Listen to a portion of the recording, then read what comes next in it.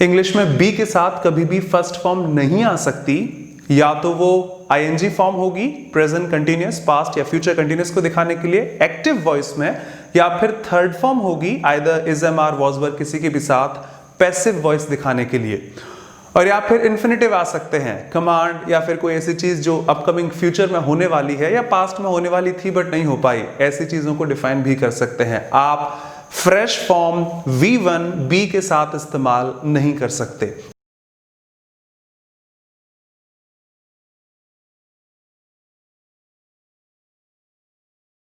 Namaskar, this is Kapil Dev Sharma and I once again welcome you to my YouTube channel English by Kapil Dev Sharma. This is the 6th video of Verbs in English. और अभी तक मैं आपको noun पूरी पढ़ा चुका हूँ, separate playlist है, आप चेक कर सकते हैं। प्रोनाउन कंप्लीट पढ़ा चुका हूँ, एडजेक्टिव्स, आर्टिकल भी सारे पढ़ा चुका हूँ, सेपरेट प्लेलिस्ट है, प्लीज देख लीजिएगा। Apart from this vocabulary, idiom phrases, one word substitutions और पैराजम्बल्स, आरसी और क्लोज टेस्ट की भी प्लेलिस्ट है, आप चेक कर सकते हैं, स्टडी कर सकते हैं। तो एक बार चैनल स्क्रॉल कर लीजिएगा, कई चीजें जो आप नहीं जानते थे आपको बाखूबी सेपरेट प्लेलिस्ट में भी मिल जाएंगी। वर्ब्स के चैप्टर का ये 6th वीडियो है। एक छोटा सा ओवरव्यू कि हमने क्या अभी तक पढ़ा। In the very first video we had the introduction and types of verbs in English. ज्यादा नहीं, लेकिन हाँ आपकी सोच के हिसाब से कि किस तरह से वर्ब्स को देखा जा सकता है, कई चीजें आपको मार्क की। और कंक्लूजन अभी कहना चाहूँ कि मेन वर्ब्स और ऑक्सिलरी वर्ब्स जिनको आज हम स्टडी करेंगे। मेन वर्ब्स मैंने अगले वीडियो में आपको मार्क की, ट्रांजिटिव, इंट्रांजिटिव क्यों कहते हैं, क्या क्या फंक्शन हो सकते हैं, और बेहतर होगा किसी वर्ब को ट्रांजिटिव इंट्रांजिटिव कहने से अच्छा उस सेंटेंस में उसे किस तरह बिहेव कराया गया है, वो वेरिएशंस आप सेकंड वीडियो में देख सकते हैं। और उसके बाद most confusing pairs in English, lie, lie, lay किस तरह से वेरिएट होते हैं, बॉर्न और hang, hung, find, found, grind, ground, ऐसे कई टर्म्स आपको थर्ड वीडियो में मेंशन किए। और पिछले दोनों वीडियोस में कई ऐसे टर्म्स आपको मार्क किए जो एग्जाम में तो बाखूबी आते ही हैं। अपार्ट फ्रॉम दैट वो हमारी डेली लाइफ का भी एक इंपॉर्टेंट हिस्सा है। तो जिन्होंने वो वीडियोस नहीं देखे हैं, आई रिक्वेस्ट यू जरूर देख लीजिएगा। काफी मेहनत से ऐसे वर्ड्स को आपको पिक किया है और उसमें वो शब्द भी थे जिन्हें आप होमोनिम्स, पैरानिम्स कह सकते हैं। कईयों की स्पेलिंग सेम है, मीनिंग अलग अलग है, प्रोनाउंसिएशन सेम है, मीनिंग डिफरेंट हो जाता है, स्पेलिंग डिफरेंट है, etc. In this video we'll be talking about auxiliaries English. तो ऑक्सिलरीज ग्रामर का आंसर दो तरह की होती हैं, primary auxiliaries, modal auxiliaries. Primary में 3 शब्द आ जाते हैं, be, do, have, step by step हम इन्हें देखेंगे। उसके बाद modal auxiliaries, can, could, may, might, shall, should. इन सब चीजों को पढ़ने से बेहतर है फिर एक लॉजिकल क्वेश्चन, ऑक्सिलरी शब्द का मतलब क्या है। जब मैंने आपको नाउन स्टार्ट की थी फर्स्ट वीडियो में, मैंने आपसे यही मार्क किया था, नाउन को नाउन क्यों कहते हैं, ये शब्द इंग्लिश के पास कहां से आया, वो वहां पर मार्क कर दिया था। बहुत जल्द आप देखेंगे कि टेंसेस पढ़ते क्यों हैं, इंडेफिनिट को इंडेफिनिट क्यों कहते हैं, भाई सिंपल को सिंपल क्यों कहा जाता है। मैंने आपको डिग्रीज में मार्क किया कि अगर डिग्री पढ़ाई लिखाई की है, टेम्परेचर की है, मैथमेटिकल एंगल्स की है, पुलिस के टॉर्चर की है, या फिर कंपैरेटिव फॉर्म में एडजेक्टिव्स की है, डिग्री शब्द का मतलब क्या है, ये सारे पॉइंट्स आपको वहां मार्क किए थे। एक छोटी सी सोच के साथ में कि हाँ ऑक्सिलरी शब्द का मतलब क्या है, कॉमन एग्जांपल्स रखते हैं अपनी डेली लाइफ के। सबसे पहले ऑक्सिलरी का इस्तेमाल हेल्पिंग के तौर पर किया जाता है, चाहे वो ग्रामर की बात हो या फिर डेली लाइफ के इस्तेमाल की बात हो। जरा चेक करते हैं। मुझे किसी ने कहा जस्ट फॉर ह्यूमर, लेकिन आप इस बात को ध्यान रख पाएं कि टीवी ले आइएगा, आप उसमें बहुत कुछ देख सकते हैं, न्यूज, एंटरटेनमेंट, मीडिया, मूवीज सब आ जाता है। मैं टीवी खरीद लाया, 3 दिन तक देखता रहा, मुझे कुछ नजर नहीं आया। तो किसी ने बोला कि इसके पास सिर्फ डिस्प्ले है, सिग्नल्स नहीं है। उनके लिए आपको एक सेट टॉप बॉक्स अलग से खरीदना पड़ेगा। तो सिर्फ टीवी अपना कंटेंट नहीं दिखा सकती, आपको उसकी सहायता करने के लिए एक और कुछ डब्बे जैसा जरूर चाहिए, जिसकी सहायता से ही वो आपको सिग्नल्स के थ्रू डिस्प्ले में दिखा पाती है। नोटिस कीजिए टीवी के पीछे जो तीनों स्विच होते हैं उन पर भी AUX लिखा जाता है, शॉर्ट फॉर्म ऑफ ऑक्सिलरी, जिनमें आप केबल्स लगाते हैं। डीवीडी रिकॉर्डर्स अगर देखे हों, CD प्लेयर्स देखे हों, इनमें भी ऑक्स केबल्स होती थी। टेप रिकॉर्डर में बाखूबी होती थी। सर इतना पुराना हमने नहीं देखा। आजकल जब आप कार्स में बैठते हैं तो वहां पर भी 2-3 तरह से हम सॉन्ग्स बजा लेते हैं, या तो उसी में प्लेयर के इनबिल्ट सॉन्ग्स हैं कुछ, या फिर FM प्ले कर सकते हैं, USB से प्ले कर सकते हैं। यार तुम्हारी कार में अच्छे गाने नहीं है, लाओ वो केबल देना, मैं अपने फोन से सॉन्ग्स चलाता हूं। और जब आप अपने फोन से सॉन्ग्स चलाते हैं तो उस केबल को, जिसको आप कनेक्ट करके अपने फोन से सॉन्ग चलाते हैं, उसे भी ऑक्स केबल कहा जाता है। वो किसी सेंटेंस में एजामार का काम नहीं करती, लेकिन हाँ उस टेप रिकॉर्डर की सहायता करती है सॉन्ग्स बजाने के लिए। सॉन्ग मेरे पास है लेकिन मुझे थोड़ा लाउड वॉइस चाहिए, उसकी सहायता करने का काम वहां पर भी होता है। तो चाहे ग्रामर में देखिए या फिर अपनी डेली लाइफ में, ऑक्सिलरी शब्द का मतलब हमेशा सहायता करने से है। बहुत जल्दी आप टेंस के वीडियोस देखेंगे। एक छोटा सा ओवरव्यू देना चाहूं कि हमेशा V1 से सेंटेंस नहीं बनते, इंडेफिनिट बनाए जा सकते हैं, ठीक है। कंटिन्यूअस टेंस में ing आती है, आपको बाखूबी पता होगा। परफेक्ट टेंस में थर्ड फॉर्म आती है। अब डायरेक्टली मैं सब्जेक्ट और अगर वर्ब रख दूं ing या फिर थर्ड फॉर्म, इनसे सेंटेंस नहीं बनते। बिकॉज मैंने आपको फर्स्ट वीडियो में भी मार्क किया था, ing फॉर्म वर्ब नहीं होती, प्रेजेंट पार्टिसिपल है। डिटेल में देखिएगा क्या होता है। थर्ड फॉर्म वर्ब में कैटेगरी में नहीं आती, पास्ट पार्टिसिपल है, तो ये सेंटेंस तो नहीं बना सकते। आपको याद होगा मैंने यही एग्जांपल्स आपको दिए थे। राम डांसिंग एक कंप्लीट स्टेटमेंट नहीं है। तो आपके पास सब्जेक्ट है, मेन वर्ब की कोई फॉर्म भी है, फिर भी इसका टेंस दिखाने के लिए आपको इज या फिर वॉज जैसे शब्दों का इस्तेमाल करना होगा। तो जिनको टेंस बनाने में मदद कर सकते हैं वही तो आपकी ऑक्सिलरीज हैं। बात करते हैं तीनों ऑक्सिलरीज की 3 सेपरेट वीडियोस में। In this video I will be talking about the very first one, that is going to be be in English. English में बी के बहुत काम आते हैं, बहुत सारे फंक्शन हैं, स्टेप बाय स्टेप उनको देखते हैं। तो स्टार्ट करते हैं be as an auxiliary in English. Be की कई फॉर्म्स होती हैं। प्रेजेंट टेंस में हम सब जानते हैं, मेरी तरफ से बस फॉर्मेलिटी के इज एम आर से डिनोट करते हैं। पास्ट टेंस में ये वॉज और वर हो जाती है। और थर्ड फॉर्म के तौर पर B double E N, fourth form के तौर पर बी ई आई एन जी इसके वेरिएशंस हैं।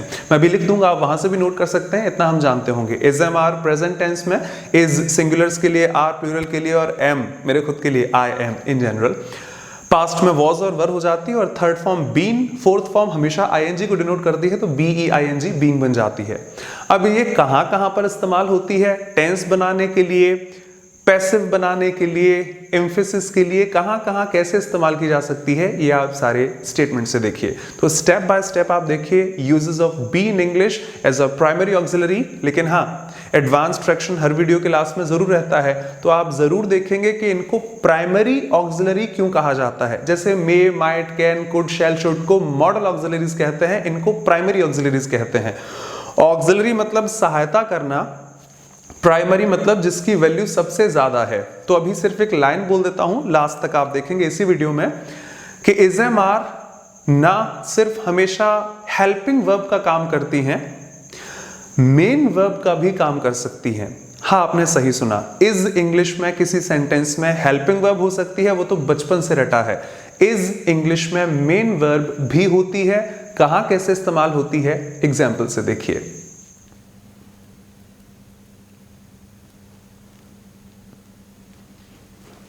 Okay, the very first one, primary auxiliary be in English, और be के फॉर्म्स आपको मेंशन कर दिए हैं, आई होप सो हम सब जानते हैं। is, am, are present form में, पास्ट में was और were डिनोट किया जाता है, थर्ड फॉर्म been है, फोर्थ फॉर्म BEING है। और अगर आप ये वीडियो प्रीमियर के पहले पहले तो पॉसिबल ही नहीं है, प्रीमियर के बाद देख रहे हैं कभी, जब तक नॉन फाइनाइट्स भी मैं अपलोड अगर कर चुका हूं, तो एक अच्छी स्टैंडर्ड लाइन भी बोल दूं। बी के finite form is, am, are, was, were होते हैं। फाइनाइट मतलब जो अपने सब्जेक्ट पर डिपेंड करते हैं।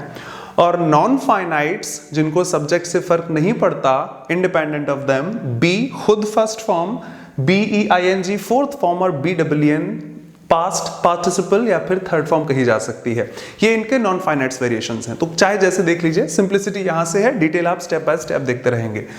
बी के इंग्लिश में बहुत सारे फंक्शन होते हैं, मैंने जैसा आपसे कहा स्टेप बाय स्टेप आप डिटेल एडवांस देखते रहेंगे। फर्स्ट ग्लैंस हम सब जानते हैं, इंग्लिश में प्रेजेंट, पास्ट या फ्यूचर कंटिन्यूअस बनाने के लिए बी का इस्तेमाल किया जाता है।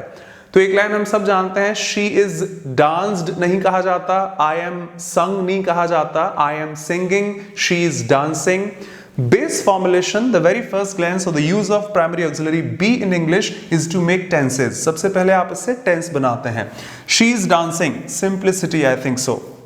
In the garden, जो भी आप कहना चाहें doesn't matter. तो ing फॉर्म के साथ be को लिखकर present continuous, अगर प्रेजेंट फॉर्म में है, पास्ट है तो पास्ट कंटिन्यूअस, या फिर विल शैल मॉडल्स के साथ में फ्यूचर कंटिन्यूअस बनाया जा सकता है।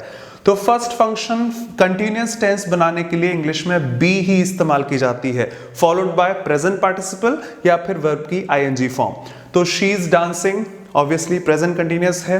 I was standing at the gate in the garden, जैसे आप कहना चाहें, ये भी पास्ट कंटिन्यूअस होगा।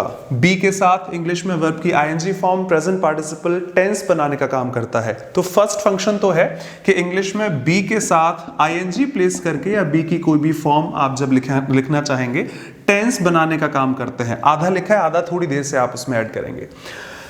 हमेशा बी के साथ आईएनजी आए ऐसा जरूरी भी नहीं है। पैसिव जब आप पढ़ेंगे तब डिटेल में दिखेगा, लेकिन हां अगर पैसिव को जज किया जाए तो एक बेस फॉर्मुलेशन है। पैसिव में बी के साथ थर्ड फॉर्म इस्तेमाल की जाती है, जो मैं आपको हमेशा पढ़ाऊंगा और इसी एक लाइन से पूरे पैसिव पढ़ा पाऊंगा। पैसिव वॉइस में इंग्लिश में बी के साथ या बी की किसी भी फॉर्म के साथ थर्ड फॉर्म पास्ट पार्टिसिपल इस्तेमाल करते हैं। ये लाइन हमने बाखूबी सुनी है। I for example, he invited me, he invited me का पैसिव आप लिखेंगे I was invited by him, बात की बात है, किसने बुलाया doesn't matter। I was invited in the party, तो जरूरी नहीं है कि बी के साथ हमेशा आईएनजी लिखी मिले, कई बार बी के साथ थर्ड फॉर्म भी हो सकती है जो हमेशा पैसिव को दिखाती है, प्लीज ध्यान रखिएगा। सिमिलरली यार I am interested in this job, ये तो मेरे को बहुत पसंद है ये वाली जॉब, उसका तो बहुत बचपन से वो यही बनना चाहता था। I am interested, he is interested, she was interested and so on. वापस बी के साथ आईएनजी ना होकर थर्ड फॉर्म है जो हमेशा पैसिव को डिनोट करती है। तो ऐसे कई एग्जाम्पल्स में his father was killed by him, for example, was and killed, अगर was killing होता एक्टिव वॉइस, was killed होगा पैसिव वॉइस। तो एक झलक में ये चीज याद रखिए कि इंग्लिश में बी के साथ आईएनजी आती है, ऑब्वियस सी बात है, अक्सर यही देखा है। She is dancing, he is singing, I am coming and other examples like that. लेकिन इंग्लिश में बी के साथ थर्ड फॉर्म भी पॉसिबल है। डिफरेंस अगर क्रिएट करना हो तो फर्स्ट वन आपका एक्टिव वॉइस है और सेकंड वन आपका पैसिव वॉइस है। इस वीडियो के सहारे ये लाइन जरूर कह दूं, आप में से कई लोग कनेक्टेड हैं मुझसे जो इतने डिटेल में चीजों को नहीं जानते। अगर आप बहुत अच्छे हैं, अच्छे स्कूल में पढ़े हैं, सर ये क्या पढ़ा रहे हो, बहुत सिंप्लिसिटी है, सब जानते हैं, इसके लिए क्यों वीडियो बना रहे हैं, बट कई लोग ऐसे हैं जो इन चीजों को भी स्ट्रेट तो नहीं जानते। तो एक हाथ जोड़कर रिक्वेस्ट है, ध्यान रखिएगा लाइफ में कभी भी आपको बी के साथ या बी की किसी भी फॉर्म के साथ आईएनजी मिलती है तो वो वॉइस एक्टिव होगा, और अगर बी के साथ थर्ड फॉर्म लिखी है, डजंट मैटर कौन से टेंस में, 100% वो पैसिव वॉइस है। लाइफ के सारे एग्जांपल्स पिक कर सकते हैं, डाउट हो मुझे कमेंट सेक्शन में आप लिख दीजिएगा। जहां जहां बी के साथ थर्ड फॉर्म मौजूद है वो 100% पैसिव वॉइस है, और अगर वो एक्टिव वॉइस है तो वहां पर बी के साथ आईएनजी लिखी जाती है। इन दो लाइंस को जरूर ध्यान रखिएगा, be plus ING active voice, be plus third form passive voice. So she is dancing, I am singing, they are coming, we are inviting him, the train is running, ये सारे आपके एक्टिव वॉइस के example हैं। Active voice वही जहां पर subject को काम करते दिखाया जाता है। I was invited, मुझे तो बुलाया गया था उसके द्वारा। She was for example restricted, उसको मना कर दिया गया था किसी के द्वारा। 5 ml, एक छोटी सी लाइन में आपसे पूछूं, फिजिक्स केमिस्ट्री हम सब ने पढ़ी होगी। 5 ml of water is taken, 5 ml पानी लीजिए, उसमें ये डालिए वो डालिए, आपकी रिएक्शन तैयार। घर पर माँ भी देखती होंगी कभी टीवी चैनल्स में कि हरी धनिया डालो, ये डालो, वो डालो, और आपकी रेसिपी तैयार। अगर मैं आपसे पूछूं ये टेंस कौन सा है, एक्टिव या पैसिव, तो बहुत दिमाग लगाना पड़ेगा। हम ही ले रहे हैं, एक्टिव वॉइस होगा सर, जज कीजिए इसी लाइन के सहारे। 5 ml of water is taken, taken आशा रखता हूं थर्ड फॉर्म है, आईएनजी तो नहीं है। 100% पैसिव वॉइस है, बिकॉज 5 ml पानी लिया किसने, हमने लिया, तो हमारे द्वारा लिया गया। मीनिंग से आप जितना जल्दी समझेंगे वो बात की बात होगी। मैंने अभी तक पैसिव नहीं पढ़ाए हैं, लेकिन हाँ अगर आप बी के साथ थर्ड फॉर्म पाते हैं तो 100% वो पैसिव वॉइस होगा। कोलंबस डिस्कवर्ड अमेरिका, पैसिव लिखा जाता है, America was discovered by Columbus. Galileo invented telescope, telescope was invented by Galileo. तो प्लीज ध्यान रखिएगा, was invented passive, was discovered passive, was invited, जो आप कहना चाहें। बी के साथ, मेरे इस वीडियो की थीम लाइन ध्यान रखिएगा, बी के साथ आईएनजी एक्टिव, बी के साथ थर्ड फॉर्म पैसिव वॉइस में जाती है। जरूरी नहीं है कि हमेशा बी के साथ या उसके फॉर्म्स के साथ आईएनजी या फिर थर्ड फॉर्म ही लिखी मिले। कई बार हमें इन्फिनेटिव्स भी मिल सकते हैं। इन्फिनेटिव डिटेल में आप बहुत जल्द पढ़ेंगे। आप भी जानते होंगे टू के साथ इंग्लिश में वर्ब की फर्स्ट फॉर्म को इन्फिनेटिव कहा जाता है। आई हैव टू गो जैसी लाइंस, टू गेट, टू सी, ये इन्फिनेटिव्स जाते हैं। ना यहाँ पर आईएनजी है ना यहाँ पर थर्ड फॉर्म है। सर आपने कहा था कि थर्ड फॉर्म मिले तो ऐसा होगा, आईएनजी मिले तो ऐसा होगा। इधर तो 2+V1 है, फिर यहां कौन सा जज करें? तो मीनिंग के हिसाब से अपकमिंग फ्यूचर या किसी बात की कमांड या फिर कोई भी चीज जो आने वाली है या होने वाला है, ऐसे सेंसेस को दिखाने के लिए भी इंग्लिश में बी के साथ इन्फिनेटिव यानी 2+V1 मार्क करते हैं। सेंटेंस के मीनिंग से जज कर लीजिए। कमांड हो सकती है, अपकमिंग फ्यूचर हो सकता है। I am to see him tomorrow, कल मैं उसे मिलने वाला हूं, कल मैं उसे देखने वाला हूं, जो आप इसकी हिंदी करना चाहें। आई एम, अगर आपके मन में है कि I have to see him tomorrow, वो भी एक वेरिएशन है, ये भी एक वेरिएशन है। इन्हीं ऑक्सिलरीज में ये तीनों शब्द आएंगे, बी, डू, हैव। तो हैव के साथ भी इन्फिनेटिव्स आ सकते हैं, बी के साथ भी इन्फिनेटिव बाखूबी आते हैं। तो शी इज टू कम, आपने देखा होगा, अभी तो वो आने वाली, अभी कहाँ आई है? She is to come. Either she is coming, तो वो खुद आ रही है, पैसिव इसका बन नहीं सकता, वो आने वाली है। She is about to come, सुना होगा। She is going to come, आने वाली है। She is to come, अभी आई नहीं है, आने वाली है। अपकमिंग फ्यूचर मान सकते हैं। तो इंग्लिश में बी के साथ इन्फिनेटिव्स भी काउंट हो सकते हैं। Similarly we are to get married soon, हम लोग बहुत जल्द शादी करने वाले हैं। In that case we are, शादी कर नहीं रहे हैं, पैसिव में लिख नहीं पाऊंगा, करने वाले हैं। इन केसेस में 2+V1 भी लिखा जाता है। एक अच्छी लाइन दिमाग में आई, कई बार लिखी मिलती है, दिस इज टू हैपन, अरे ये तो होने वाला है, अभी तक हुआ नहीं है। तो अपकमिंग फ्यूचर जैसी चीजों को डिनोट करने के लिए भी इंग्लिश में बी के साथ इन्फिनेटिव्स मार्क करते हैं 2+V1। आप इस स्लाइड को ध्यान रखें, लिख सकते हैं, मैं हट रहा हूं, लेकिन इन तीन लाइंस के साथ बेस जिसमें ये दो हैं, be plus ING active voice, be plus third form passive voice, और कई बार इन्फिनेटिव्स भी बी के साथ लिखे जा सकते हैं। आप इन्हें देखिए एडवांस्ड थोड़ी देर से।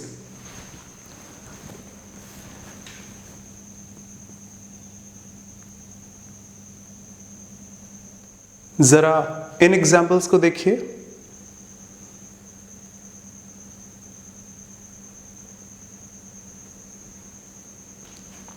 ओके, एग्जाम्पल्स बहुत इजी हैं, क्या छोटी मोटी चीजें सर आपने लिख दी हैं, सब जानते हैं क्या लिखा है, बस मुझे ग्रामर मार्क करनी है इसीलिए। He is singing, he is a doctor, they are working here, they are my relatives, and I am playing in the garden and I am a teacher. Okay, कोई बहुत बड़ी चीज नहीं है, छोटे छोटे स्टेटमेंट लिखे हैं, आधा बोर्ड वहां घिर गया, आधा यहां पर ही। जनरली ये चीज मैं आपको 3 बार पढ़ाऊंगा इन्हीं शब्दों के साथ में, कि अगर मैं घर पर अकेला हूं तो मेरी मदद करने कोई भी नहीं होगा, सब करता धरता मैं ही हूं उस केस में। अगर मेरे पास मदद करने कोई है तो ऑब्वियसली वो मेरी मदद कर सकता है, हम आराम से जाएंगे। जैसे अगर मेरे पास ड्राइवर नहीं है तो गाड़ी मुझे ही चला कर ले जानी पड़ेगी, लेकिन अगर मेरे पास ड्राइवर है तो फिर वो गाड़ी चलाएगा, मैं शांतिपूर्वक बैठ सकता हूं।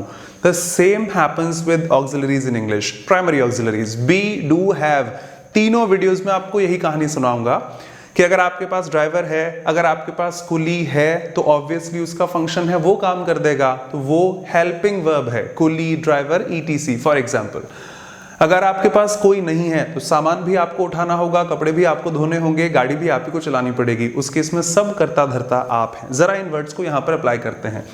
फर्स्ट स्टेटमेंट में समझाने के लिए ऐसे कह दूं आपसे कि आपके पास 2 वर्ब्स हैं, इज भी इंग्लिश में वर्ब है, सिंगिंग भी वर्ब का ही फॉर्म है, एक्चुअली प्रेजेंट पार्टिसिपल है वो, फिर भी माना जा सकता है कि एक वर्ब यहां पर है, एक वर्ब यहां पर है। सेकेंड स्टेटमेंट में ही इज वर्ब तो है, और डॉक्टर इंग्लिश में वर्ब नहीं हो सकती। वैसे तो डॉक्टर इंग्लिश में वर्ब भी होती है, डिक्शनरी में चेक कीजिएगा। डॉक्टर इंग्लिश में वर्ब होती है सर, नाउन होती है ना डॉक्टर, तो डिक्शनरी में चेक कीजिएगा, डॉक्टर मतलब छेड़छाड़ करना भी होता है। जी हाँ, लीगल चीजों को इलीगल बनाना, डेटाबेस में चेंज करना, किसी डेटा को मैनिपुलेट करने के लिए अक्सर डॉक्टर लिखा जाता है। कि मैंने जो अपना आपको कुछ भी पहुंचाया था न्यूज में दिखाने के लिए, वहां पब्लिश करने के लिए, आपने इनके बदले ये शब्द क्यों लिखे, आपने डॉक्टरी क्यों की उस चीज में, उसे छेड़छाड़ करने के लिए, डेटा मैनिपुलेशन के लिए डॉक्टर इंग्लिश में वर्ब भी होती है, चेक कर सकते हैं। लेकिन यहां पर नहीं है। जब मैंने कहा ही इज अ डॉक्टर, वो डॉक्टर है, तो वो नाउन फॉर्मुलेशन है। फर्स्ट स्टेटमेंट 2 वर्ब्स कही जा सकती हैं, इज और सिंगिंग। सेकंड स्टेटमेंट सिर्फ एक वर्ब है। मेरे पास कुली है मदद करने, तो वो मेरी मदद कर सकता है। जब मेरे पास कोई भी नहीं है दूसरा, तो सब काम मुझे ही करना पड़ेगा। Common sense. First example is English में हेल्पिंग वर्ब है। सिंगिंग आपकी मेन वर्ब कही जा सकती है। क्यों? क्योंकि आपके पास दो वर्ब है, एक दूसरे की मदद की जा सकती है अगर दो लोग हैं तो। जब आपके पास सिर्फ एक ही मेन वर्ब, एक ही वर्ब है, दूसरा कोई है ही नहीं, दूसरी वर्ब ही नहीं है, तो किसकी कहां से क्या मदद करेंगे? इसको आप प्राइमरी कह लीजिए, चाहे आप इसमें मेन वर्ब कह लीजिएगा। Second statement he is a doctor is यहां पर मेन वर्ब है, प्राइमरी है, functioning as the primary verb in the given statement, not as an auxiliary. Sir नहीं समझ में आया, और भी बातें हैं, दोबारा जज करते हैं। वैसे वो कहानी आपको याद रहे। They are working here, are verb form है, वर्किंग भी इंग्लिश में वर्ब फॉर्म है। देखो मेरे पास दो लोग हैं तो एक दूसरे की मदद हो पाएगी। दे आर माई रिलेटिव्स, वो लोग मेरे रिश्तेदार हैं। सिर्फ एक वर्ब है आर, माई रिलेटिव्स आपका आगे नाउन में चला जाएगा, ये कैसे भी वर्ब तो नहीं हो सकती। फर्स्ट स्टेटमेंट दो वर्ब है, ऑफ कोर्स पहली वाली आपकी हेल्पिंग वर्ब जाएगी, दूसरी वाली आपकी मेन वर्ब की कैटेगरी में है। तो ये आर वही है जिसको आपने बचपन से रटा है, helping verb, helping verb, helping verb. लेकिन सेकंड स्टेटमेंट में अगर आप आर को हेल्पिंग वर्ब कहते हैं तो माफ कीजिएगा, ये हेल्पिंग वर्ब नहीं है, ये मेन वर्ब है।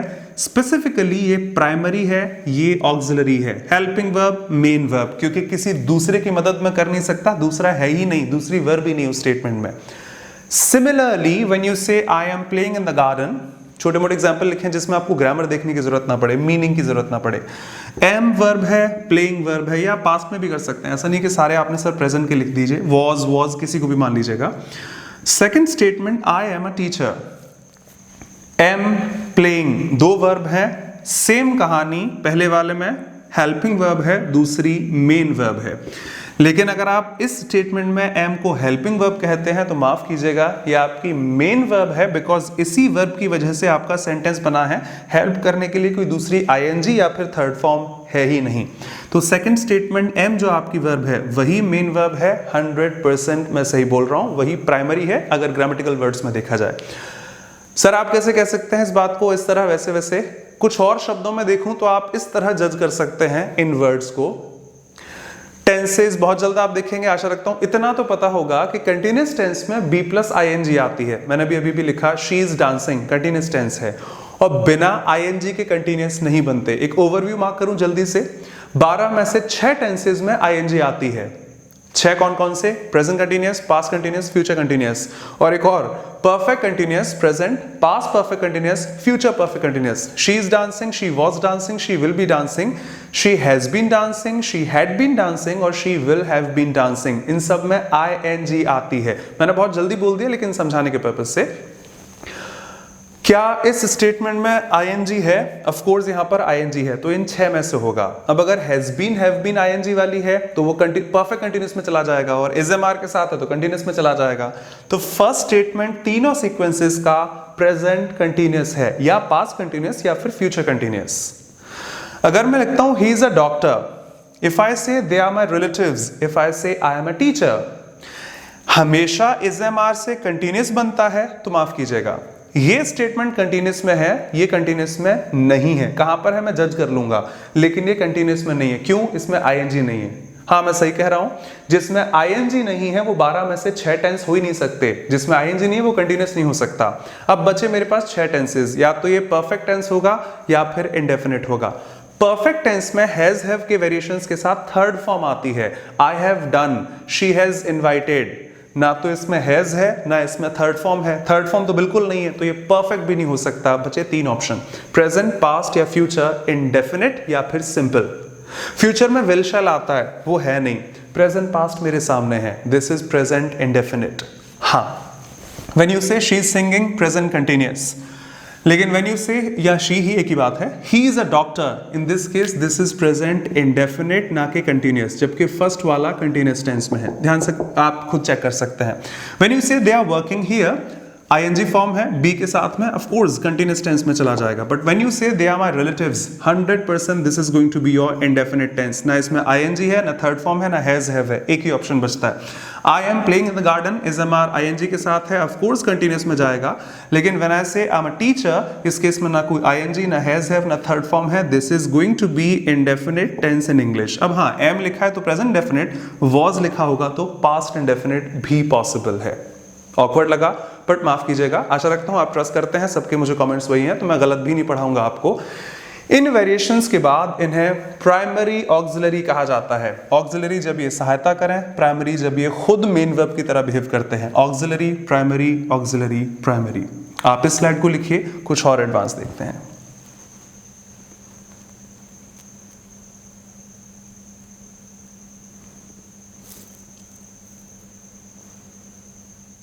चलिए, तो कई टर्म्स आपको इस वीडियो में मार्क किए ना, अभी फिनिश नहीं है, लेकिन हाँ कुछ चीज़ें एडवांस थी जो मुझे रिकॉर्ड करनी थी इसी वीडियो में, लेकिन उनके बेसिक्स मैंने जब अभी तक पढ़ाए नहीं है, तो जो चीज़ आपको पसंद है कि मुझे रूल्स और रेगुलेशंस रटवाने की आदत नहीं है, जो आपको अच्छा लगता है मेरे साथ, तो वही मैं नहीं करना चाहूँगा, आगे देख लेंगे उन चीज़ों को। एक लाइन आती है जो तीनों वीडियो पढ़ाने के बाद आपको पब्लिश कर दूंगा कि इंग्लिश में प्राइमरी ऑक्सिलरीज को मेन वर्ब का रिपीटेशन अवॉइड करने के लिए भी इस्तेमाल किया जाता है। जिन्होंने पढ़ा है इस बात को आप जज कर सकते हैं, जिन्होंने नहीं पढ़ा बहुत जल्द हम देख लेंगे। आई रिपीट, इंग्लिश में primary auxiliaries be, do, have को मेन वर्ब के रिपीटेशन को अवॉइड करने के लिए भी इस्तेमाल किया जाता है। जैसे हिंदी की एक लाइन बोल देता हूं, मेरा भाई क्रिकेट खेलता है। मेरा भाई क्रिकेट खेलता है, मैं भी खेलता हूं। अब यहां मुझे पूरा दिखाने की जरूरत नहीं पड़ेगी मैं क्या खेलता हूं, ऑफ कोर्स क्रिकेट खेलता हूं। तुम खुश हो, मैं भी हूं। तो व्हेन यू से तुम खुश हो, मैं भी हूं, अब मैं भी क्या हूं, ऑब्वियसली खुश हूं। तुम्हारा काम हो गया, मेरा भी हो गया। अब तुम्हारा काम हुआ है, मेरा भी हो गया क्या, ऑफ कोर्स काम। तुम स्टेशन पहुंच गए, हम भी पहुंच गए। ये रिपीटिशन अवॉइड करने के वर्ड्स होते हैं। यहां पर इंग्लिश में प्राइमरी ऑक्सिलरीज तीनों अपना फंक्शन करती हैं, बी, डू और हैव। समझाना थोड़ा ऑकवर्ड होगा, अभी तक कई बेसिक्स उसके नहीं पढ़ा है, तो किसी सेपरेट वीडियो में इनको भी देख लेंगे। तो हाँ, इस वीडियो को मैं यहीं पॉज करता हूं, कहीं फिनिश करता हूं इन कुछ टर्म्स के साथ कि इंग्लिश में पहली चीज ऑक्सिलरी का मतलब सहायता करना होता है। जैसे टेप रिकॉर्डर, हमारी म्यूजिक वगैरह, बहुत चीजों की सहायता की जा सकती है, इसीलिए इनको हेल्पिंग वर्ब्स भी कहा जाता है। The first one be we discussed in this video. Next video में आप देखेंगे हैव फॉर्म, सेम फंक्शंस के साथ। हैव इंग्लिश में हेल्पिंग वर्ब है, हैव इंग्लिश में मेन वर्ब भी है। लेकिन हाँ, इस वीडियो को की कुछ लाइन जरूर याद रखिएगा, लाइफ में आपको बहुत काम आएगी। पहली चीज तो इंग्लिश में बी के साथ कभी भी फर्स्ट फॉर्म नहीं आ सकती। आई रिपीट, इंग्लिश में बी के साथ कभी भी फर्स्ट फॉर्म नहीं आ सकती। या तो वो आईएनजी फॉर्म होगी, प्रेजेंट कंटिन्यूअस, पास्ट या फ्यूचर कंटिन्यूअस को दिखाने के लिए एक्टिव वॉइस में, या फिर थर्ड फॉर्म होगी either is, am, are, was, were, किसी के भी साथ पैसिव वॉइस दिखाने के लिए। और या फिर इन्फिनेटिव आ सकते हैं, कमांड, या फिर कोई ऐसी चीज जो अपकमिंग फ्यूचर में होने वाली है या पास्ट में होने वाली थी बट नहीं हो पाई, ऐसी चीजों को डिफाइन भी कर सकते हैं। आप फ्रेश फॉर्म V1 B के साथ इस्तेमाल नहीं कर सकते। तो आप में से कई लोग कमेंट करते हैं, सर ये स्पोकन सीखना था, ये नहीं आता, वो नहीं आता। सिर्फ टीचर के पास खड़े होकर चीजें आती हैं, ये भी एक ऑकवर्ड सेंस होगा। अपनी पर्सनल लाइफ में फॉलो कर लीजिए ना, जब व्हाट्सएप पर चैट करते हैं या किसी भी सोशल नेटवर्किंग प्लेटफॉर्म पर, तो नेक्स्ट टाइम जब आप कोई लाइन इंग्लिश में लिखें, जज कीजिएगा शी इज कम ना लिखें। शी इज कम इंग्लिश में इम्पॉसिबल है, बिकॉज इज के साथ या तो आईएनजी होगी या थर्ड फॉर्म होगी या फिर इन्फिनेटिव्स होंगे। आशा रखता हूं आपने बहुत कुछ सीखा हो इस वीडियो में। इसी सोच के साथ आपके साथ अगले वीडियो में मिलना चाहूंगा for the second primary auxiliary have in English. Till then, couple of notifications from my side. This is Kapil Dev Sharma. Always welcome you to my YouTube channel English by Kapil Dev Sharma. Music का थोड़ा शौक है, एक separate channel है Kapil music boy, आप चाहें तो उसे स्क्रॉल कर सकते हैं। कुछ सॉन्ग्स मेरे वहां पर पड़े होंगे, आप सुन सकते हैं। और अनअकैडमी पर प्लस एजुकेटर हूं बैंकिंग स्ट्रीम में, तो आप मुझे वहां फॉलो कर सकते हैं। if you are preparing for banking, special classes free होती हैं, वो ज्वाइन कर सकते हैं आप मेरी। और हाँ, Unacademy India's largest and cheapest online learning platform. किसी भी कोर्स का सब्सक्रिप्शन लेने से पहले SSC, bank, UPSC, NDA, defence, जो भी आप चाहें, मेरा रेफरल कोड यूज कर सकते हैं, that is Kapil sir, KAPILSIR, pretty simple, Kapil sir. और फ्लैट 10% डिस्काउंट आप बाखूबी पा सकते हैं किसी भी कोर्स को परचेज करने से पहले। तो एक बार चेक कर सकते हैं, मेरा रेफरल कोड यूज करके 10% डिस्काउंट पा सकते हैं। Thank you very much, this is Kapil Dev Sharma, would love to see you in the next video English by Kapil Dev Sharma, इसी चैनल पर आपके साथ। Thanks a lot.